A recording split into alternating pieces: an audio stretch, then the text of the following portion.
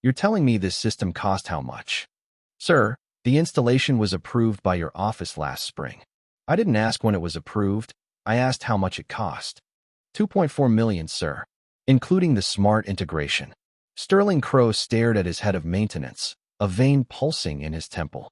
Around them, the utility room hummed with servers and blinking panels that might as well have been alien technology. $2.4 million, Sterling repeated slowly. And it can't handle snow?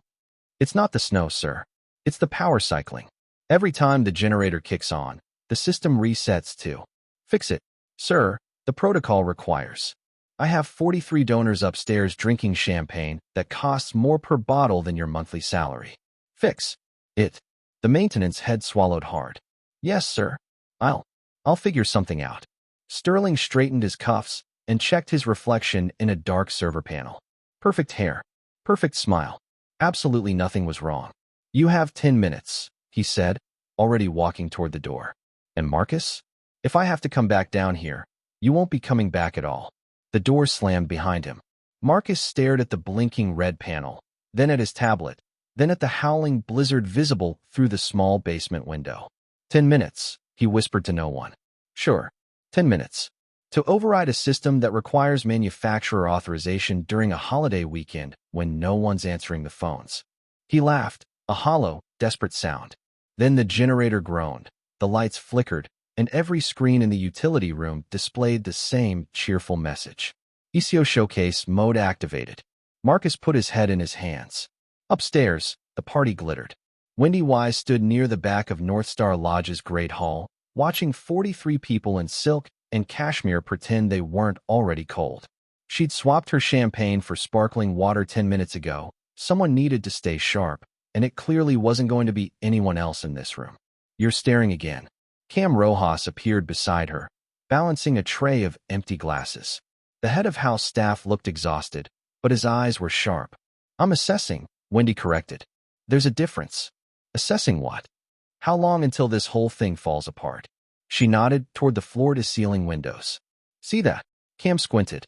Condensation, ice crystals, forming on the inside. The temperature's dropping faster than the system can compensate. She took a sip of water. 20 minutes ago, that thermostat panel was blinking yellow. Now it's red. And Mr. $2.4 million smart home up there hasn't noticed because he's too busy performing generosity for people who already have everything. As if on cue, Sterling emerged from a side door, smile locked in place, and glided toward the center of the room. Not a hair out of place. Not a single crack in the mask. Ladies and gentlemen. He raised his crystal flute toward the vaulted ceiling. If I could have your attention for a moment. The crowd turned like flowers toward the sun. I want to thank each and every one of you for being here tonight. For believing in the Foundation's mission. For believing in me. Soft murmurs of appreciation. A woman in emerald earrings actually dabbed her eye. When he took another sip of water. Believing in you. Right. Like you're a cause and not a tax strategy. To generosity. Sterling declared. And to all of you, who make the impossible, possible. Glasses clinked. Applause rippled. Then the lights went out. The scream came from somewhere near the fireplace. High and sharp enough to shatter crystal. 3 seconds of absolute darkness. 3 seconds of expensive perfume and cold terror. Then the lights flickered back, buzzing and uncertain. Sterling hadn't moved. His glass was still raised, his smile still fixed, but Wendy caught it, the slight tremor in his hand, the flash of genuine panic behind his eyes. Well, he said, voice smooth as ever. Even the storm wants to make an entrance. Nervous laughter. Shoulders relaxed. The crisis was over. Except it wasn't. Wendy watched the vents overhead shudder once, twice. Then exhale a breath of air so cold it could have come from the blizzard itself. Is it me? Murmured emerald earring woman. Or did it just get colder? It wasn't her. The thermostat panel behind the ice sculpture flickered to life, displaying cheerful green text. ECO showcase mode activated. Targeting 54 degrees Fahrenheit. Wendy's jaw tightened. Showcase mode. During a blizzard. While 43 rich people slowly freeze. Cam. She set down her glass. Who installed that system? Some smart home company Sterling invested in. He wanted the lodge to be a living demo or something. Cam's voice dropped. Why? How bad is it? Showcase mode is designed for empty buildings during tours. Minimal power. Minimal heat. It's not supposed to activate when the space is occupied. So why? Because every time the generator cycles, the system resets and reads the building as empty. When he pointed toward the ceiling, those motion sensors? They're calibrated for foot traffic patterns, not a party where everyone's standing still holding champagne. Cam stared at her. How do you know this? I read the manual once. Long story. She watched frost beginning to form on the inside of the windows. Short version? Unless someone overrides that system manually, this room is going to be 54 degrees in about 40 minutes. 54 degrees is cold enough to send Sterling's 74-year-old lead donor to the hospital. Yeah, Jules' merit materialized at Sterling's elbow like a stress-induced apparition. The event producer was small, sharp, and currently vibrating at a frequency only anxious dogs could detect. We have a problem, she whispered through a smile so rigid it looked painful. We have champagne, Jules. Problems are for January. The heating system is locked. Maintenance can't override it. The manufacturer's holiday line has been playing Jingle Bells for 41 minutes. Sterling's smile didn't waver, but his voice dropped to a hiss. Then call someone. Who? The drive is buried. Plows can't reach us until morning. We are stuck, Sterling. A muscle in his jaw twitched. How cold? Jules checked her tablet with trembling fingers. 54 degrees. We're at 59 now and dropping. Before Sterling could respond, the staircase creaked. Veronica Sloane descended like she was arriving at her own coronation, blonde, unhurried, wrapped in white cashmere that cost more than most people's cars. She drifted towards Sterling, touching his arm just long enough for the room to notice. Darling. Her voice was silk over steel. Don't tell me your smart home is throwing a tantrum. Sterling's eye twitched.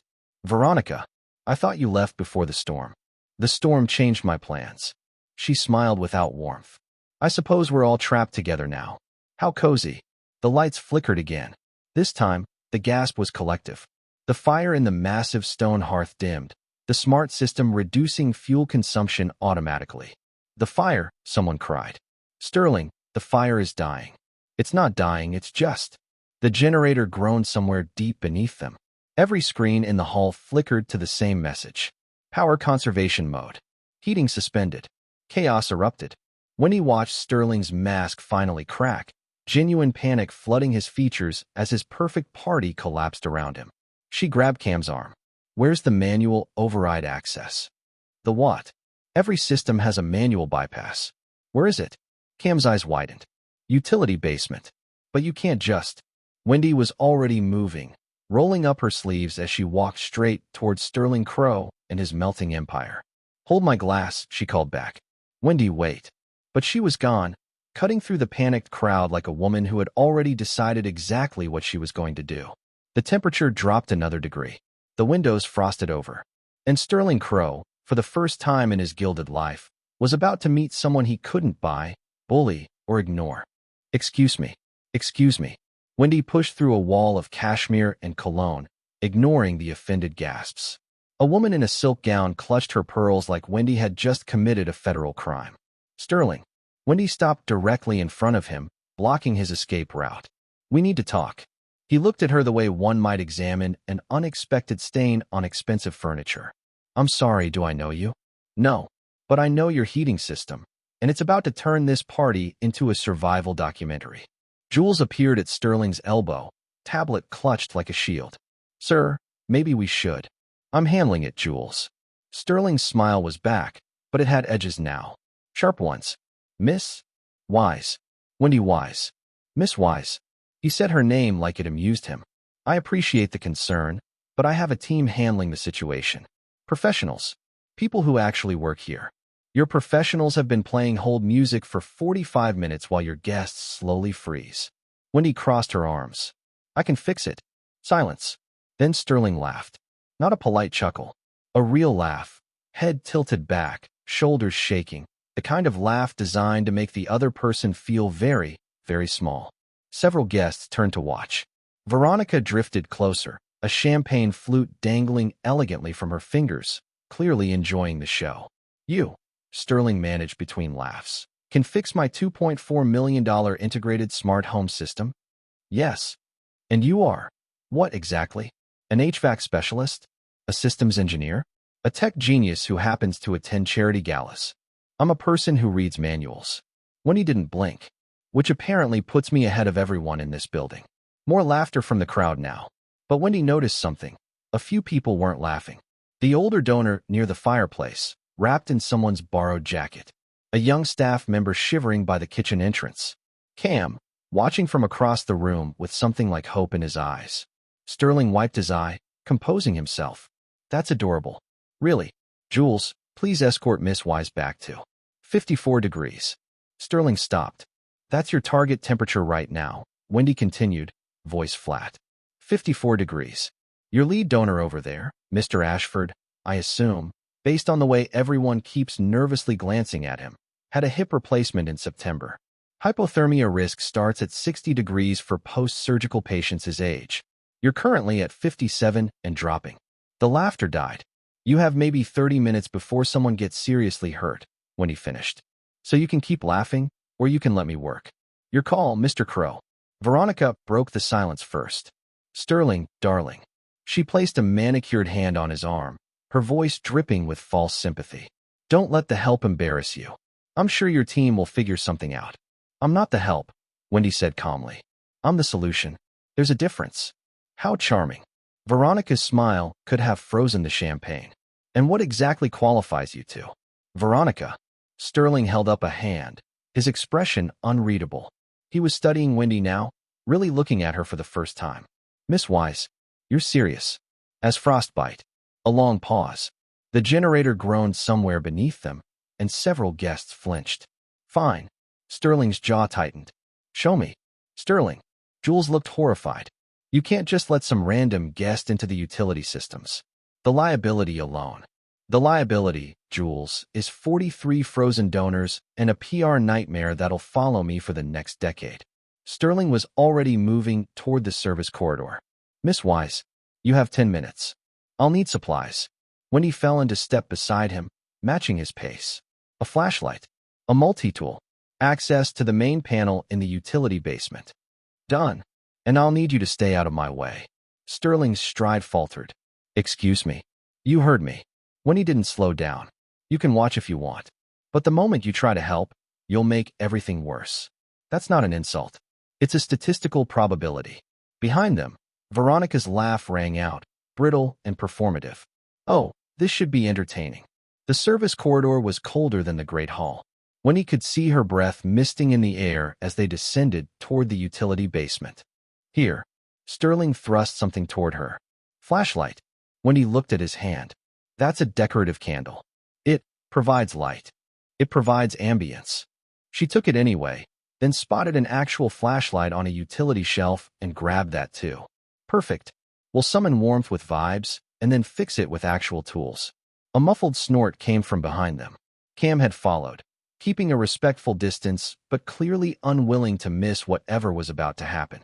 Sterling's neck flushed red. I was trying to help. I know. That's the problem. When he swept the flashlight beam across the utility room, taking inventory. Servers humming. Panels blinking. And there, the main control interface, flashing red like an angry heartbeat. There. That's our patient. She crossed to the panel, fingers flying across the interface. Menu scrolled. Error codes cascaded. Sterling hovered behind her, close enough that she could smell his cologne. Something expensive that probably had a pretentious name. Can you fix it? He asked. I can bypass it. Different thing. When he pulled up a schematic. Your smart system is stuck in a loop. Every time the generator cycles, it resets and reads the building as empty. So it defaults to Eco Showcase mode. Then tell it the building isn't empty. I would, except someone, she shot him a look. Install the security feature that requires full occupancy detection in the main hall before the manual bypass will release. Sterling blinked. Why would I install that? Insurance. Liability. Some lawyer probably told you it was smart. When he turned back to the panel, the bypass lever is in a crawl space behind this wall, but it won't release unless the sensors confirm everyone's in the main hall. So, get everyone in the main hall. During a panic? While half your guests are threatening to sue and the other half are crying into their champagne. Wendy laughed humorlessly. Sure. Simple. A sound interrupted them, a sharp, repetitive beeping that seemed to come from everywhere at once.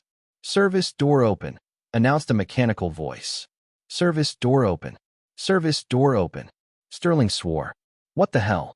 Did you touch something?" Wendy spun around. "Please tell me you didn't touch something." I leaned against a panel. "Which panel?" "The one with the buttons." "Service door open. Service door open." Wendy closed her eyes, took a deep breath, and counted to 3. "Cam, find that door and close it before every guest upstairs has a stroke." "On it." Cam disappeared up the stairs, his footsteps echoing.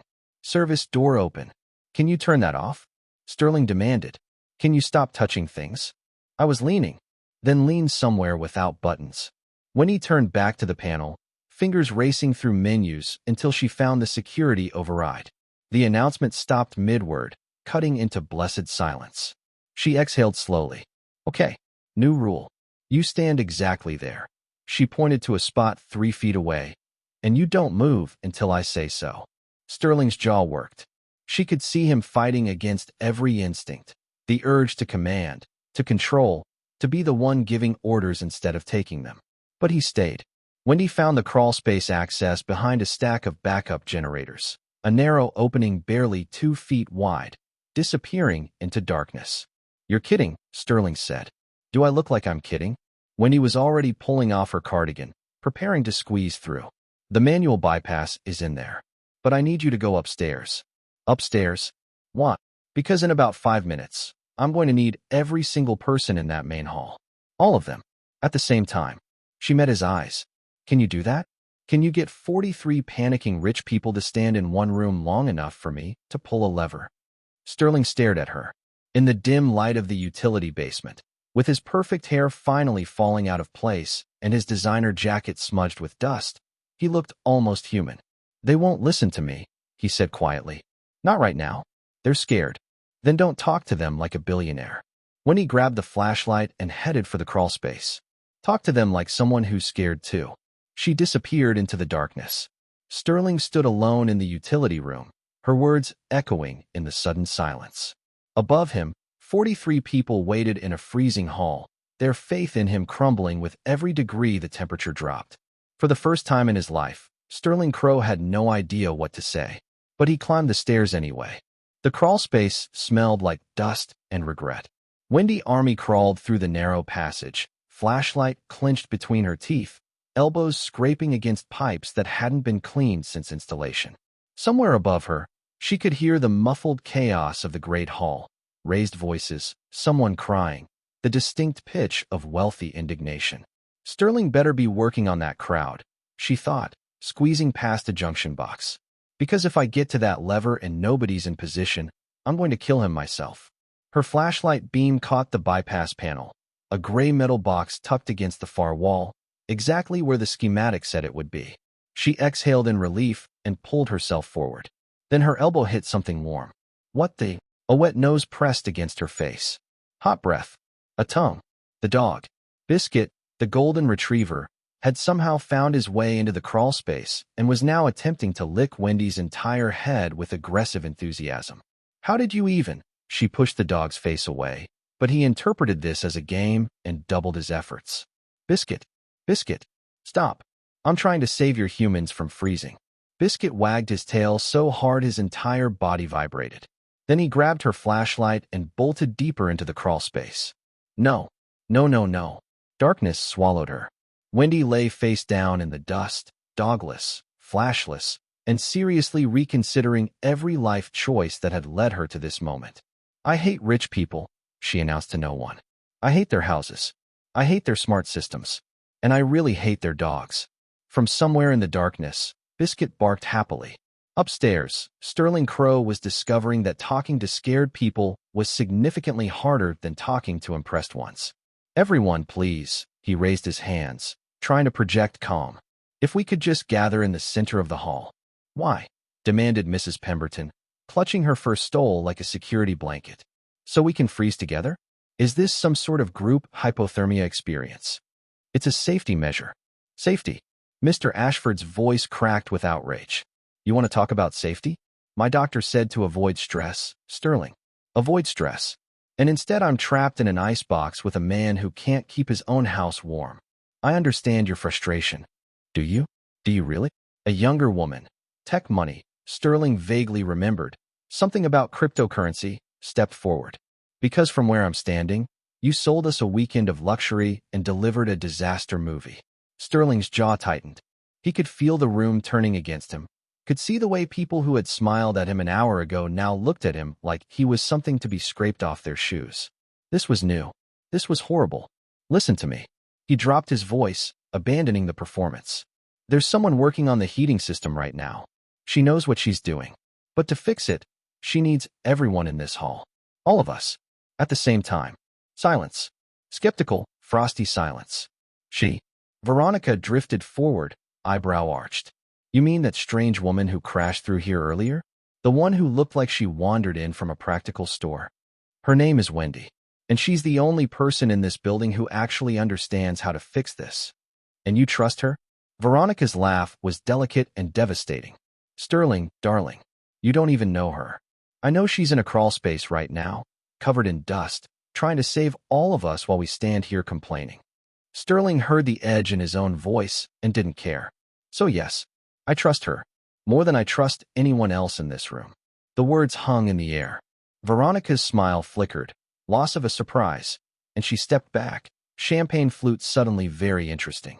Jules appeared at Sterling's side, tablet in hand, expression carefully neutral. That was unexpected. Just get everyone to the center of the hall. Sterling ran a hand through his hair, ruining it completely. I don't care how. Lie to them. Bribe them. Tell them there's a photo opportunity. A photo opportunity. Jules's eye twitched. During a crisis. Rich people love photos, Jules. Use it. When he was going to murder a golden retriever. She'd been crawling blind for 3 minutes, following the sound of happy panting and occasional jingling tags. The crawl space had branched twice, and she was now deeply uncertain whether she was heading toward the bypass panel or toward some forgotten corner where she'd die surrounded by dust bunnies. Biscuit. She kept her voice sweet, coaxing. Come here, buddy. Bring me the flashlight. Good boy. Good boy. Jingling. Getting closer. A cold nose pressed against her outstretched hand, then retreated. I swear to God, dog, if you don't. Her fingers brushed metal. The flashlight. She grabbed it and clicked it on, illuminating Biscuit's delighted face approximately 3 inches from her own. I'm going to tell everyone you're a menace, she informed him. An adorable, fluffy menace. Biscuit licked her nose. Despite everything, Wendy laughed. A real laugh, exhausted and slightly hysterical, echoing weirdly in the cramped space. Okay. She scratched behind his ears. Okay, truce. But you're staying behind me from now on. She resumed crawling, Biscuit padding along at her heels like they were on some grand adventure together. Which, she supposed they were. The bypass panel was exactly where she'd left it, gray metal, red warning lights, and a lever that looked like it hadn't been touched since installation. There you are. Wendy positioned herself in front of it, studying the mechanism. Now let's see if Mr. Billionaire actually got everyone in position. She pulled out her phone. No signal, of course, but she'd grabbed a walkie-talkie from the utility room. She pressed the button. Cam, you there? Static. Then, Wendy, where are you? In the crawl space. With a dog. Long story. She wiped dust from her eyes. What's the situation upstairs? Jules is trying to herd everyone to the center of the hall. It's not going great. Define not going great. Mrs. Pemberton just accused Sterling of attempted murder. Mr. Ashford is threatening to call his lawyer. And someone named Veronica keeps making comments about peasant solutions. Wendy pinched the bridge of her nose. What about Sterling? A pause. He's actually trying. Talking to people one-on-one. Being weirdly human about it. Weird is right. Wendy studied the bypass lever. Okay. The sensor needs to detect full occupancy for at least 30 seconds. Once everyone's in position, I'll pull the lever. But if even one person wanders off, it resets. Yeah, Jules explained. Cam's voice was tight. We'll make it work. You have 5 minutes. After that, the generator cycles again and we lose our window. 5 minutes. Got it. The walkie-talkie clicked off. Wendy sat back against the cramped wall, Biscuit curling up beside her like this was perfectly normal. The cold was seeping through her clothes now, numbing her fingers, making her joints ache. 5 minutes, she thought. 5 minutes to convince 43 selfish people to stand still and cooperate. She'd seen easier miracles. Sterling was sweating despite the cold. He moved through the crowd like a man defusing bombs. One wrong word, one wrong look, and everything would explode. Margaret. He stopped beside the emerald earring woman, voice low. I know this isn't what you signed up for. I know you're scared, but I need you to trust me for 5 more minutes. Margaret's lip trembled. Sterling, I wasn't prepared for. None of us were. He met her eyes. But we're going to get through this. Together. Can you stand with me? Right there, in the center? She hesitated, then nodded. One down. He moved to Mr. Ashford next, the older man still wrapped in borrowed blankets, face pale but proud. Walter. Sterling crouched beside him, abandoning all pretense of status. I'm sorry. This whole weekend, I wanted to impress everyone. I wanted to prove something. And instead, he gestured at the frosted windows. Instead, I proved I don't know as much as I thought. Ashford studied him for a long moment.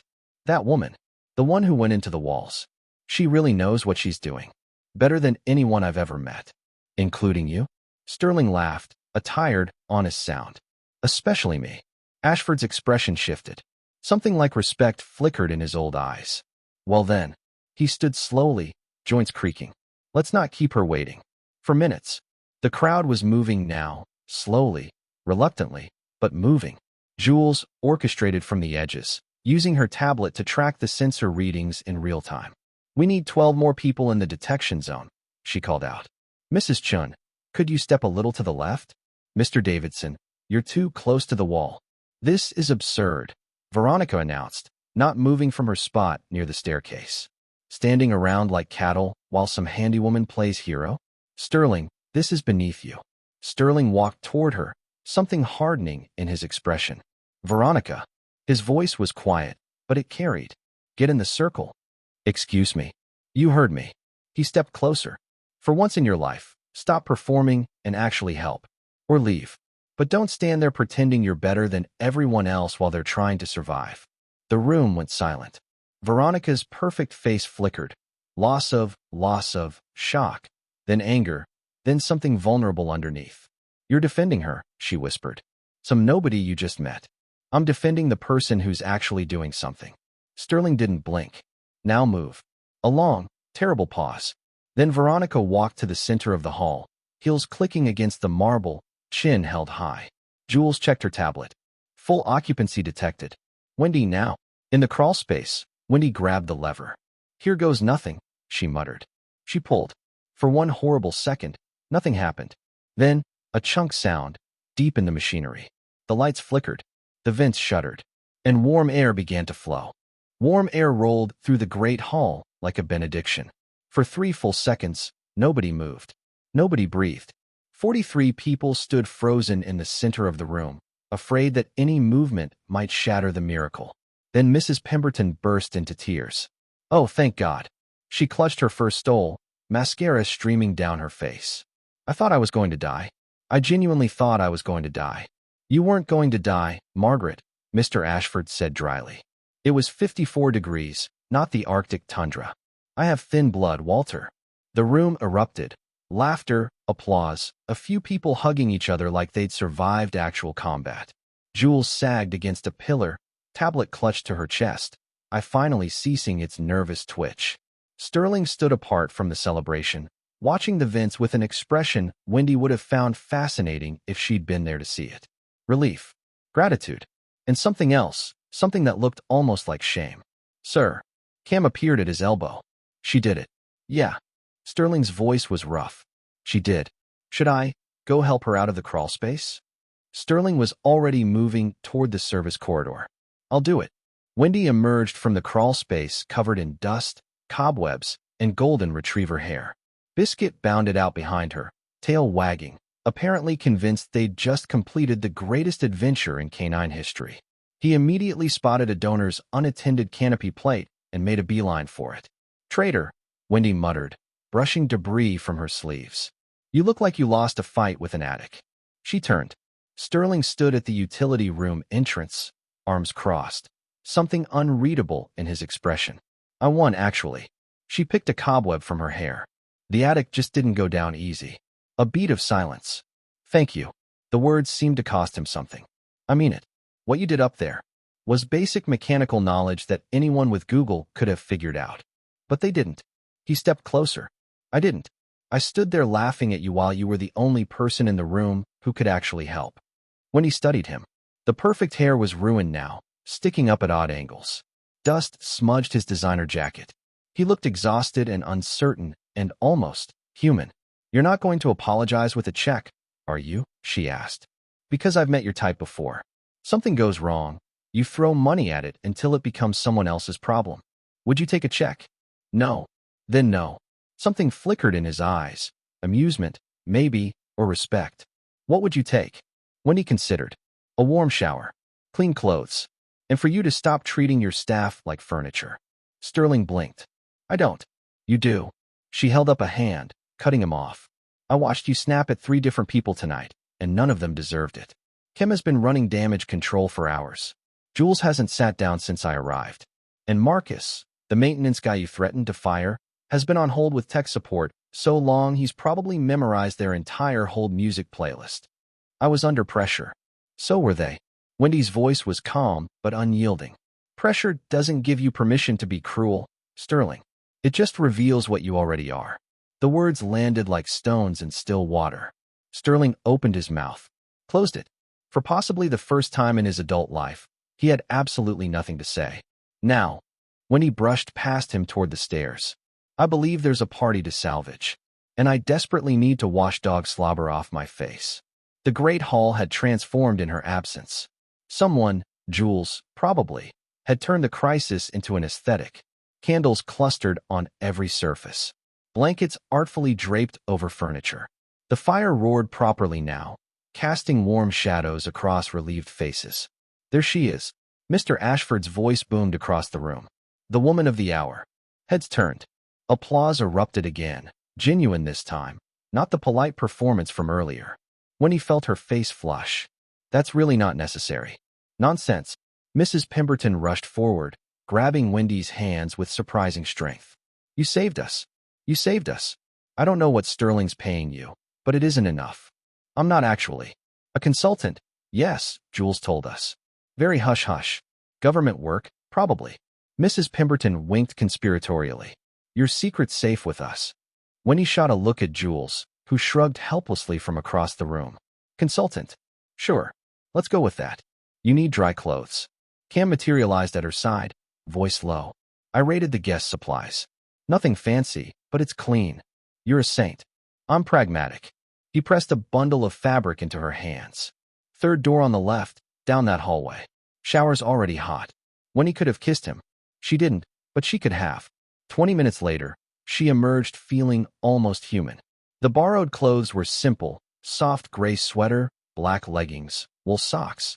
But after the crawlspace nightmare, they felt like luxury. Her hair was still damp, curling slightly at the ends, and she'd scrubbed her face until it glowed pink. She found Sterling in the service corridor, talking quietly with Marcus.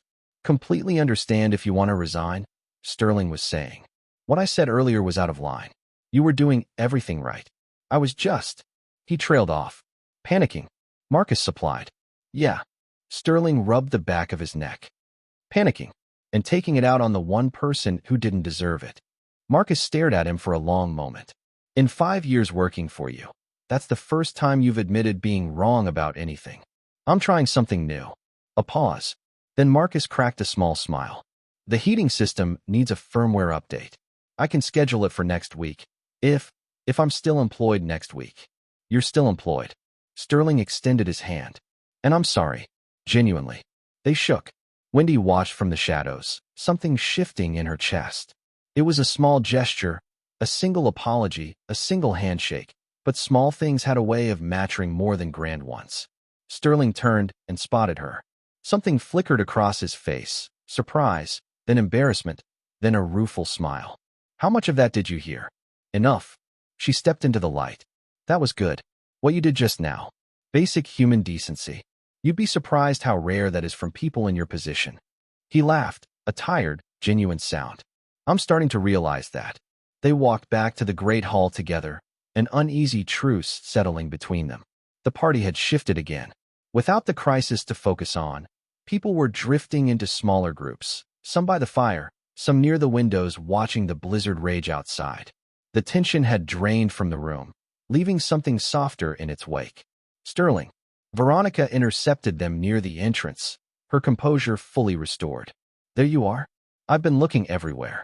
I was apologizing to my staff. How charitable. Her gaze slid to Wendy, assessing. And I see you found our little hero. She cleans up well, I'll admit. Almost presentable. Veronica. I'm going to get a drink. Wendy didn't wait for permission. She'd dealt with enough Veronicas in her life to know that engaging only fed the beast. She made it 3 steps before she heard it. A soft sound, almost a whimper, coming from near the fireplace.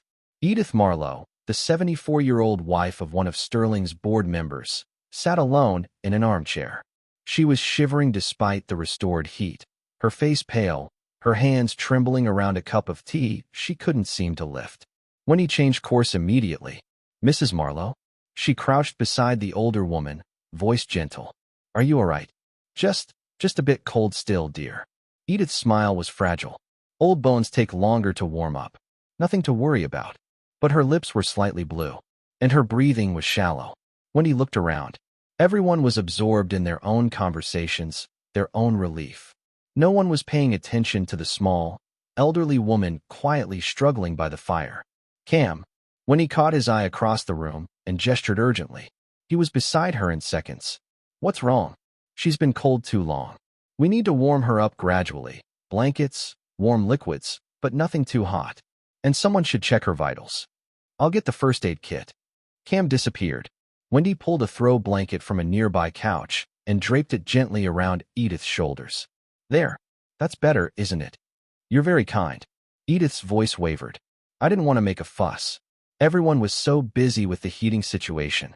Making a fuss is how you stay alive, Mrs. Marlowe. When he squeezed her hand gently. Never apologize for that. A shadow fell over them. Sterling stood there, his expression shifting as he took in the scene. The shivering woman, the blanket, Wendy's protective posture. He didn't say anything. He simply removed his jacket, the designer one, probably worth more than most people's monthly rent, and draped it over Edith's lap. Sterling. Edith's eyes widened.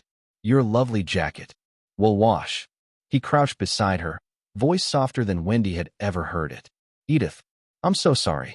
I should have noticed sooner. Nonsense, dear. You had a whole party to manage. That's no excuse.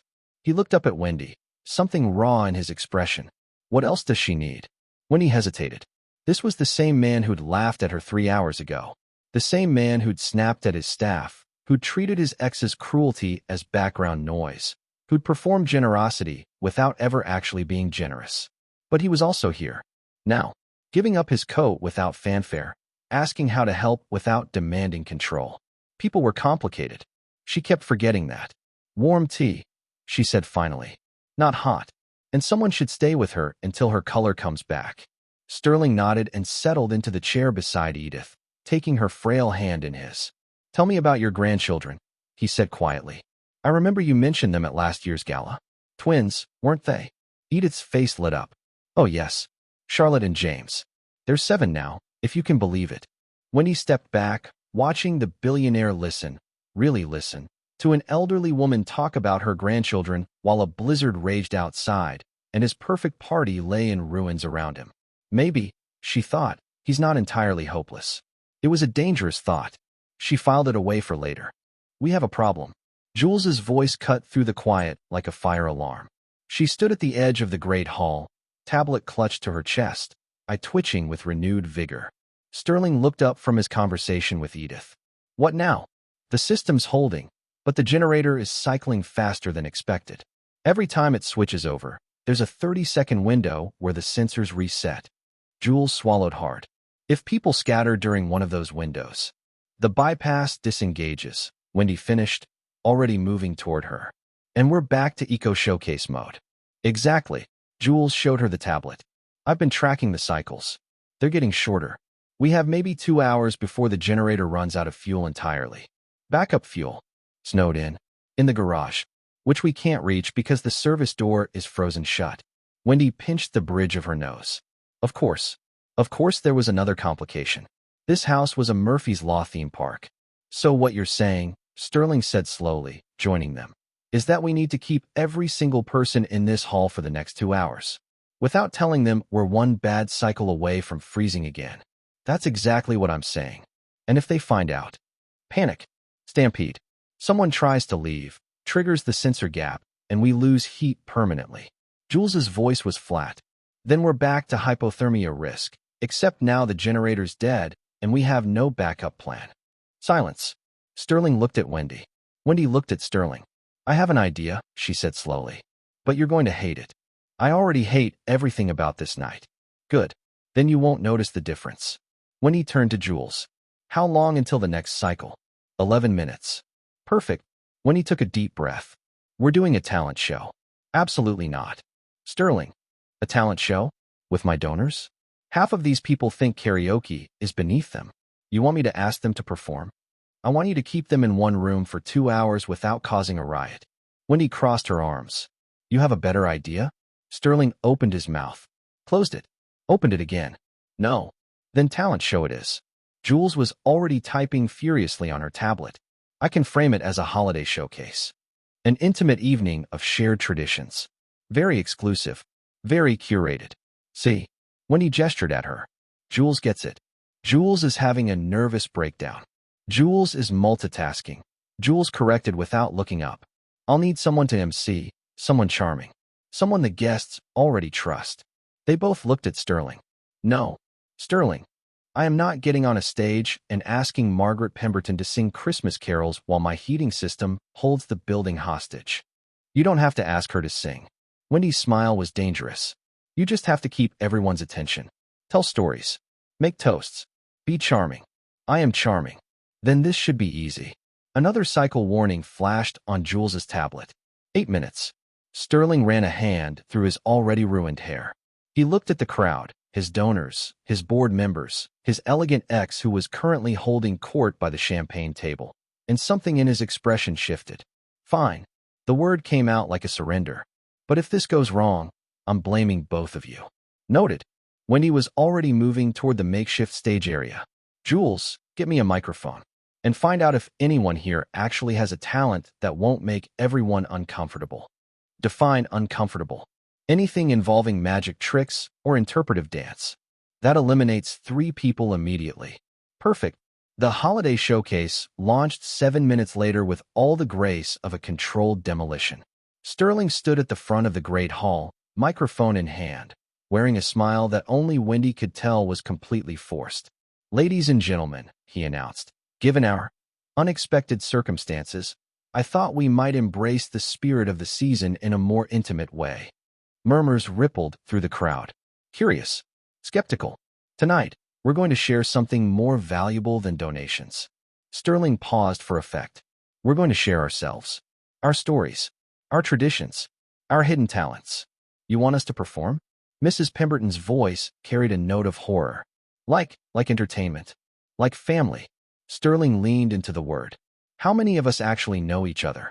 Beyond the galas, and the board meetings, and the foundation dinners? This is a chance to connect. Really connect. Wendy watched from the wings, genuinely impressed. He was good at this, turning an absurd premise into something almost inspiring. No wonder he'd gotten so rich. The man could sell ice to polar bears. I'll go first, Sterling continued. To prove I'm not asking anything I wouldn't do myself. A ripple of surprise. Even Veronica raised an eyebrow. When I was 8 years old, my grandmother taught me a song. An old Irish lullaby that's been in our family for generations. Sterling's voice softened. I haven't sung it since she passed. But tonight feels right. He sang.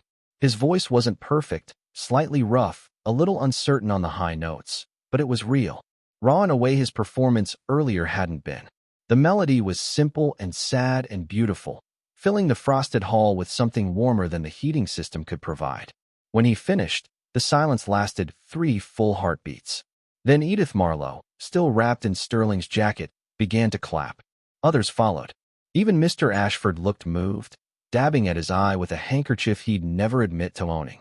Well, Jules appeared at Wendy's elbow, tablet forgotten for once. That was unexpected. He's full of surprises tonight. The good kind or the bad kind. Wendy watched Sterling step back from the microphone, cheeks flushed, looking more human than she'd seen him all evening. Jury's still out. The showcase continued. Mr. Ashford recited a poem he'd written for his late wife.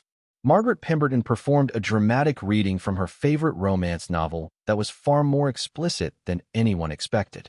A tech billionaire whose name Wendy kept forgetting revealed a genuinely impressive talent for card tricks that she'd specifically banned, but nobody complained because he was actually good. Through it all, Wendy monitored the cycles. Every 8 to 12 minutes, the generator hiccuped. The lights flickered. The crowd tensed. And Wendy held her breath, watching the sensor readings on Jules's tablet. So far, so good. The showcase was keeping everyone clustered together, too entertained to wander. But the fuel was running low, and they were only 90 minutes in. We need something bigger, Wendy muttered. Something that keeps everyone engaged for the home stretch. Like what? Cam had joined them in the wings, arms full of spare blankets. A group activity? Exactly. Wendy's mind raced. Something participatory. Something that requires everyone to stay close together. Her eyes landed on the massive Christmas tree in the corner. Unlit, because the smart system had killed the power to decorative elements. Surrounded by boxes of unused ornaments. Jules. Wendy grabbed her arm. Those ornaments. Are they personalized? They were supposed to be. Each guest was going to hang one with their name during the midnight toast. Jules sighed. Obviously, that plan died when the heating did. Resurrected. What? The tree trimming. Do it now. Make it the finale of the showcase. Wendy's voice quickened with excitement. Everyone gathers around the tree. Everyone hangs their ornament. Everyone stays in one place for the final 30 minutes while we ride out the last cycles. Jules stared at her. That's actually brilliant. I have my moments. The tree trimming was announced with great fanfare. Sterling sold it beautifully. A return to childhood, a symbol of community, a reminder that even in the coldest storms, warmth came from each other, not from systems or money or perfectly designed smart homes. Wendy suspected he was making it up as he went. She didn't care. It was working. Guests clustered around the tree, ornaments in hand, actually laughing as they reached for branches and compared placements. Mrs. Pemberton argued with Mr. Ashford about the proper height for her ornament. The tech billionaire tried to arrange his card trick deck in the branches and had to be gently redirected. Even Veronica participated, though she made sure everyone noticed how gracefully she hung her crystal snowflake. 20 minutes left, Jules whispered, appearing at Wendy's side. Generator's running on fumes, but we might actually make it. Don't jinx it. I never jinx. The lights flickered. Longer this time. 3 seconds. 4. The crowd murmured nervously, ornaments frozen mid-hang. Then, recovery. The lights stabilized. The vents continued breathing warm air. Wendy exhaled. That was close. Too close. Jules checked her tablet. One more cycle like that, and the sensors might not. A crash. Everyone spun toward the sound. Veronica lay sprawled on the floor beside the tree, one hand pressed dramatically to her forehead, ornament shattered beside her. Oh, she gasped, loud enough for the entire hall to hear. Oh, I feel faint. The stress of this evening. It's simply too much. People rushed toward her. Broke formation. Scattered from the sensor zone. Jules's tablet beeped urgently. Occupancy dropping. Wendy. I see it. Wendy watched the sensor numbers fall, 41, 38, 32, as guests abandoned the tree to cluster around Veronica's theatrical collapse. Sterling pushed through the crowd, face tight, with barely contained fury. He knelt beside his ex, voice low and sharp. Veronica, what are you doing? I'm unwell, Sterling. Her eyelashes fluttered. Surely you're not going to accuse me of. Get up. I can't. I need assistance. Medical attention. Perhaps if you carried me. This isn't a Regency novel, and you're not fooling anyone. Veronica's eyes flashed, loss of, real anger breaking through the performance. How dare you? The generator groaned. The lights died completely. Darkness. Screams. The sensor readings plummeted to 0. And somewhere in the walls of Northstar Lodge, the bypass lever clicked back into its locked position. Emergency lighting kicked in, dim red bulbs that cast everything in horror movie shadows. The vents shuddered once, twice, then exhaled cold air. No. Jules stared at her tablet. No, no, no. What happened? Sterling was on his feet, Veronica forgotten. Why is it? The sensors reset during the blackout. The bypass disengaged. Wendy's voice was flat. We lost the heat. Chaos erupted. Guests shouted. Someone started crying again. Mr. Ashford launched into a tirade about lawsuits and negligence and the complete incompetence of modern technology. Through it all, Wendy stared at Veronica, still on the floor, still performing distress, apparently unaware that her little stunt had just undone everything. Sterling followed her gaze. His expression went cold. Your ex, Wendy said quietly, just unplugged the solution. She's not my ex right now. Sterling's jaw tightened. She's my obstacle. He turned to face the panicking crowd, raised his voice above the din. Everyone, listen to me. The shouting continued. I said listen. Silence. Shocked, absolute silence. Sterling Crowe stood in the red emergency light, hair wild, designer clothes ruined, looking nothing like the polished billionaire who'd raised a toast 3 hours ago. The heat is off. Again. And yes, that's my fault. This whole night is my fault. He paused, letting the words land. But we can fix it. We will fix it. And I need every single one of you to trust me for 10 more minutes. He looked at Wendy. She looked back. Tell me what to do, he said quietly. And despite everything, the cold, the chaos, the absolute disaster of this evening, Wendy felt something shift in her chest. Same thing as before, she said. Everyone in the hall. But this time, we can't afford any gaps. Her eyes swept the crowd. I need volunteers. People willing to physically link arms and stay connected until the bypass releases. Like a human chain? Kim asked. Exactly like a human chain. Wendy turned to face the donors, the board members, the elegant socialites who'd never held hands with strangers in their lives. Ladies and gentlemen, I know this isn't what you signed up for. But right now, the only thing standing between us and a very cold night is each other. She extended her hand. For a long, terrible moment, no one moved. Then Edith Marlowe, 74 years old, still wrapped in Sterling's jacket, rose from her chair and took Wendy's hand.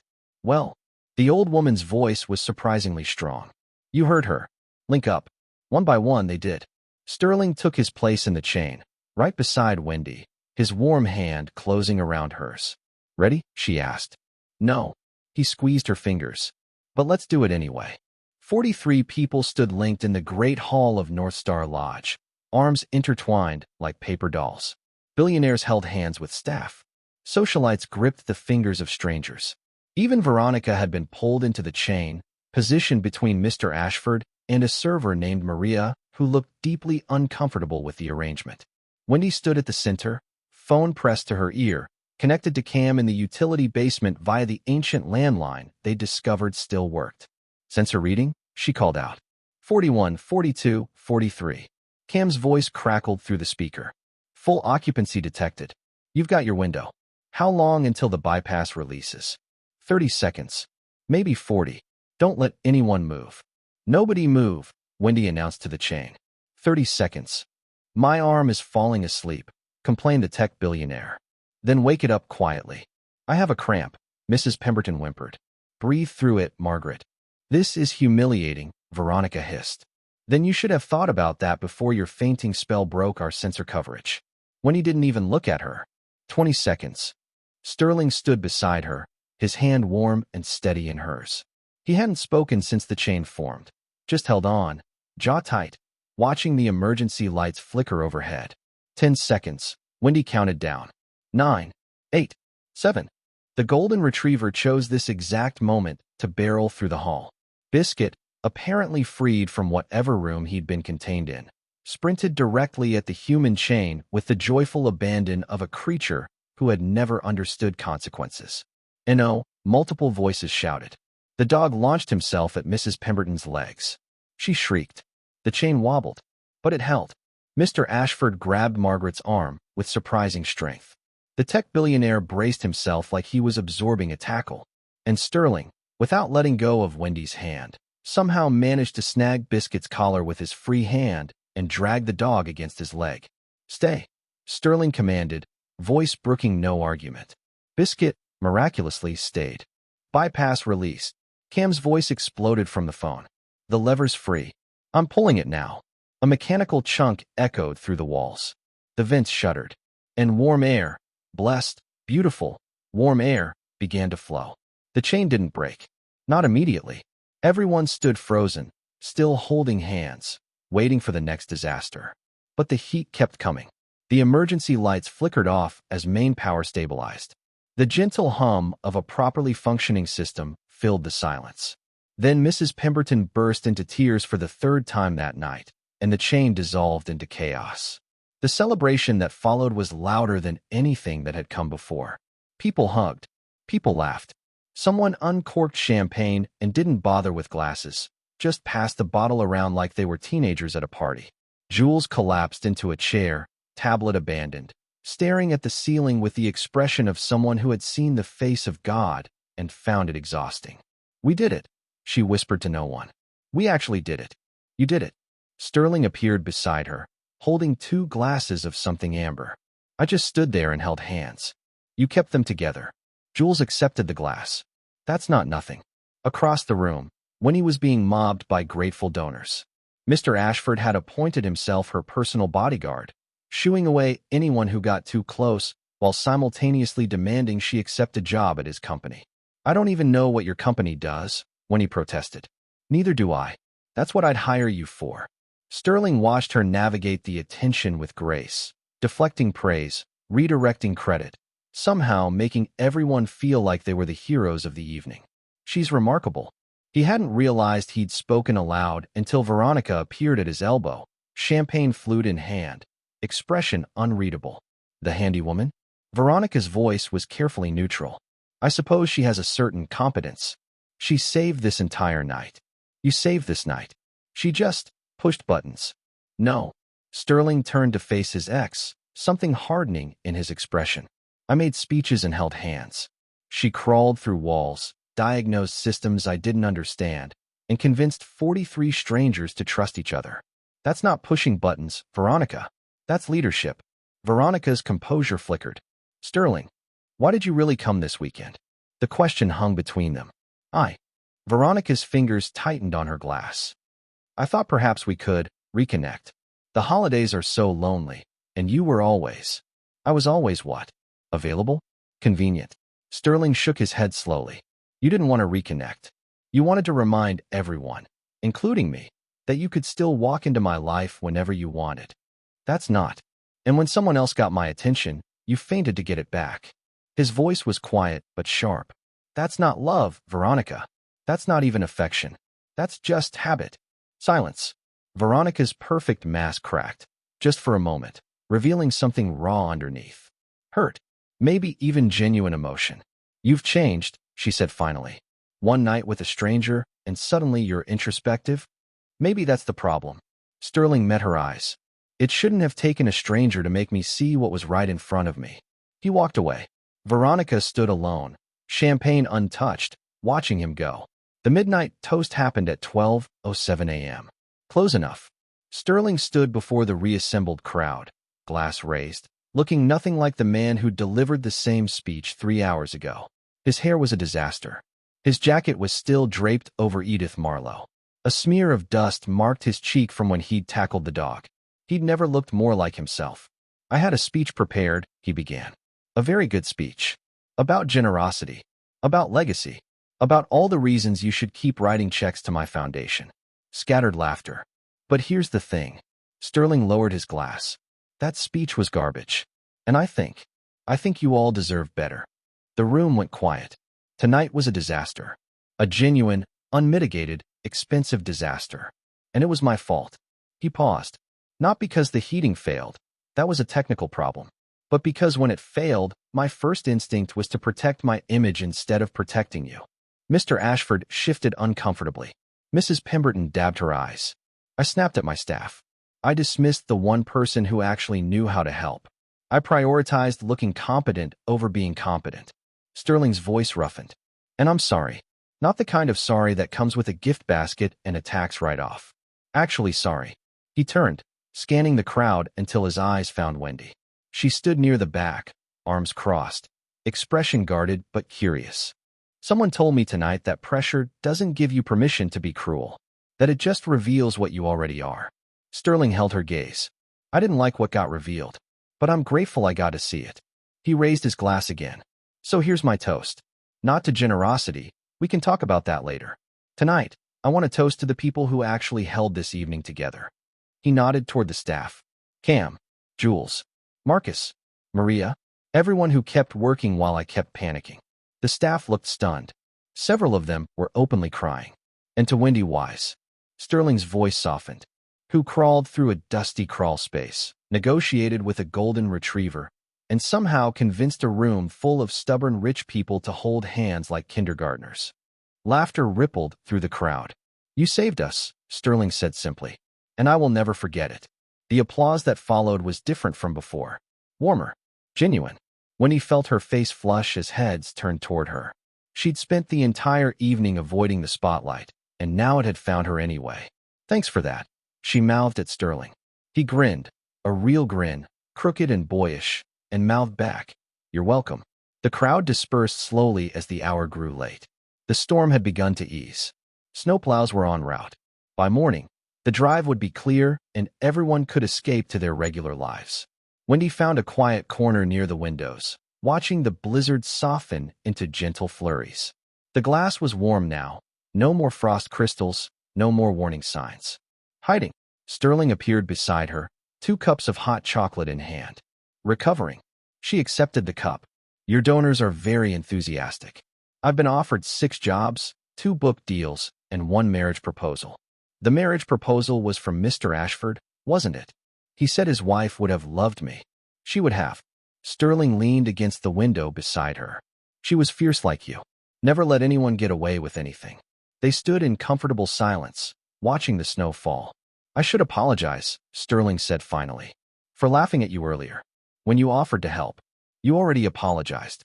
In front of everyone. That was the public apology. This is the private one. He turned to face her. I laughed because I was scared. Because you walked in and immediately saw everything I was trying to hide. The broken system, the fake confidence, all of it. And my first instinct was to make you feel small so I could feel big. When he studied him. That's surprisingly self-aware. I've had a very educational evening. Haven't we all? Another pause. Sterling sipped his hot chocolate, gathering courage. So, he said carefully, would you consider consulting? On my personality. Wendy nearly choked on her drink. Excuse me. You mentioned earlier that I treat people like furniture. And you're right. I have a whole mansion full of people I've never actually seen. He set down his cup. I think I could use someone who's willing to tell me when I'm being an idiot. That would be a full-time position. I'm aware. With significant overtime. I'll pay double. I don't want your money, Sterling. Then what do you want? Wendy considered. The same thing I wanted 3 hours ago. For you to stop treating your staff like obstacles. For you to admit when you don't know something. For you to be the kind of person who notices when an elderly woman is shivering by the fire. I did notice. Eventually. You need to notice first. Not eventually. She met his eyes. That's not something you can hire someone to teach you. That's just deciding to be different. Sterling was quiet for a long moment. What if I'm not sure I know how? Then you figure it out. One decision at a time. Wendy's voice softened. You did it tonight. When you apologized to Marcus. When you gave Edith your coat. When you stood up in front of everyone and admitted you'd messed up. That felt like failing. It was failing. But it was also learning. She smiled. The first real smile she'd given him all night. Those usually go together. Sterling stared at her like she'd just revealed the secrets of the universe. You know, he said slowly, I've spent my entire adult life surrounded by people who tell me what I want to hear. Consultants. Advisors. Friends who aren't really friends. Sounds exhausting. It is. He stepped closer. And then you show up, covered in cobwebs and dog hair, and tell me I'm terrible at being human. And instead of being offended, I just think, finally, Winnie's heart did something complicated. Sterling, I'm not asking you to fix me. I know that's not how it works. His voice dropped. I'm just asking. Would you maybe want to get coffee sometime? After the road's clear? With absolutely no heating emergencies involved. Coffee.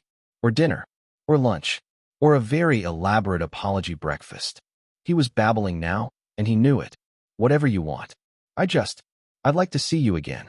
When I'm not actively destroying my own party. When he looked at him, really looked. The ruined hair. The dusty clothes. The earnest expression that probably hadn't appeared on his face since childhood. One coffee, she said. And you're paying. Obviously. And if you're terrible at conversation, I'm leaving. Fair. And I'm still going to tell you when you're being an idiot. I'm counting on it. She laughed, a warm, surprised sound, and Sterling felt something loosen in his chest, something that had been tight for longer than he could remember. Dawn broke over Northstar Lodge in shades of pink and gold. The snowplows arrived at 6 a.m. Guests trickled out to waiting cars, exchanging phone numbers and promises to stay in touch that might actually be kept this time. Mr. Ashford shook Sterling's hand with genuine warmth. Mrs. Pemberton hugged Wendy so hard she squeaked.